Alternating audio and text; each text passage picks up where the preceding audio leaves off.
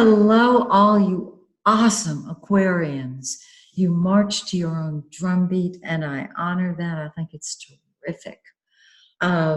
Before I jump into your wonderful forecast for August, I want to remind you that my summer eclipse special will be available to order until the last day in July, which is pretty soon. So if you haven't been to my website, MaxineTaylor.com, you might want to trot on over there because the special is awesome. And it goes hand in hand with your wonderful solar forecast. You know, solar astrology, sun sign astrology works beautifully. So let's talk about what August holds in store for you. First of all, you don't have to be an astrologer to see that this area of the chart is just packed. It's just so active. Oh my goodness, I love it. Let me describe to you the houses that are triggered, okay? This is the 7th house of partnership, whether personal or business. It's the one-on-one relationship. It's the other people in your life. 7th house activity means you want one-on-one. If you're a public speaker, you are one and your audience is the other one, okay? And the 8th house deals with secrets. You become a psychic detective when you have planets in your 8th house. Mundanely, the 8th house deals with transformation, transmutation, magic, secrets, and other people's money. So you can help other people create more money. And or you can become involved in mutually beneficial financial projects. Oh, yeah. So let's start. Oh, before I forget, anything in that 8th house is going to be transformed. Totally transformed. So I'll get to that in just a second because this is awesome. It really is. Some people don't understand. It's a head scratcher. Look at me scratching my head. A head scratcher because they don't understand that when the planets go through the 8th house, you have the ability to transform the nature of those planets, i.e. your own nature. So it's a deep house. Let's start with the sun. That's the yellow planet, okay? The sun is the center of our life. It lights up every area it sits in. Well, it's in your 7th house of partnership. And this is you wanting to be out there with other people. Are you involved in litigation? That's the 7th house also. Do you have somebody special in your life? If not, this is a terrific time to get out there and start looking for them. If there is somebody special in your life, give them your attention. Okay? Because this is your partner, and the 8th house is your partner's money. You can see the 8th house deals with a lot. So, as the sun is in your 7th house, you're putting your attention on other people, and it's great because they're putting their attention on themselves. You're both on the same page. It's them, okay? Then on the 23rd, the sun enters your 8th house, and this is you transforming your ego. It happens naturally, helping other people create more money, and perhaps getting involved in mutually beneficial financial projects. You get the answers you're asking for when the sun is in the 8th because the 8th house deals with magic, with secrets, with life, birth, and regeneration. And so your ego's undergoing a change.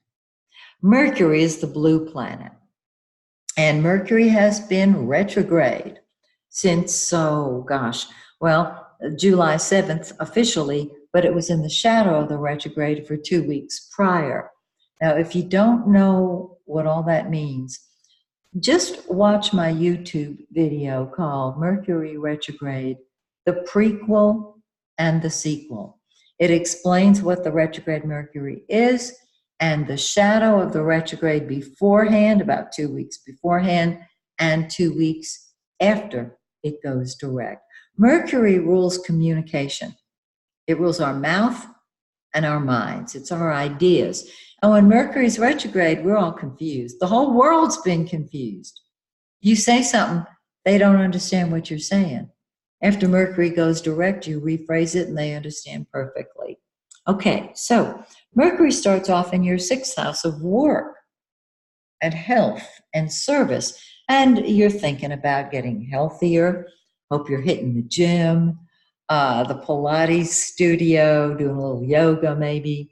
But this is you thinking about your work. On the 11th, it moves into that 7th house of partnership. And you are talking to people, or maybe you're listening because other people are doing all the talking. 7th house is others, and this is what's going on with them. Now, it moves into your 8th house on the 29th of the month. And your thinking undergoes a big change. It may be, the catalyst may be money, joint finances, that's great. Or it can be your psychic ability is what triggers it. Because in the 8th house, your thinking is transformed. I love it. Okay, look at Mars, the red planet. That is war. It's what you fight with. It's what you fight for. It's what comes first to you. It's what you throw yourself into. You're throwing yourself into relationships of all kinds. And that's why I asked, are you involved in litigation? Because that can come up very often with Mars in the 8th. That's fine. That's perfectly fine.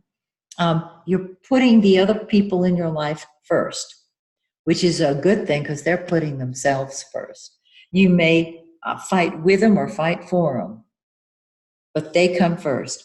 On the 18th, Mars moves into your 8th house. Any anger that you might have is now redirected. It is transformed. It is transmuted. And you're throwing yourself into the secrets of the world. The 2 biggest ones, where do we come from and where do we go when we leave here? You will dig deep. You become a psychic detective with Mars in the 8th house. I love it. And your passions, your anger undergoes a transformation. However, you also have Venus involved. Venus is love. That's the pink planet. Venus is what you love and how you love. It's in your 7th house of other people. And so you bring love to all of your relationships.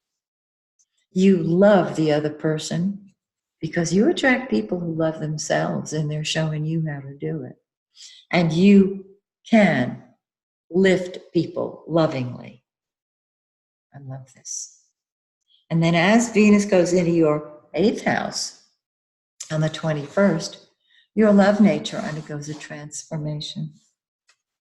And you can bring more money into mutual financial arrangements. But your love nature transforms, your passion transforms, your thinking transforms, and your ego transforms. I love it. Now we have a full moon on the 15th, and it's in your 1st house. I don't want you to think that you're just giving it all to the other people in your life, because on a full moon, things come to a head. And you're saying, this is the 1st house. And you're saying, I'm doing what I want, when I want, how I want, because I want. This is you saying, I'm doing it my way. And when this full moon hits, that's exactly what you'll do. And it balances that 7th house to a certain degree. Now, we have a new moon on August 30th. The new moon indicates it's a time when energy starts moving forward. So it indicates new beginnings. This can augment all of the changes that the Sun, Mercury, Mars, and Venus are undergoing in your 8th house. Now, the new moon is on the 30th. On the 28th and 29th, the energy around the world is low. So you're not going to start a new project on a no energy day. Wait till after the 30th and you'll find things are starting to move forward. I love this full moon in your first house. It does balance the energy of other people beautifully. So, don't you love that forecast? I think it's terrific. I hope you have a marvelous August. Join me in September when once again I take a look at your forecast. Till then, may the stars shine brightly on you and yours.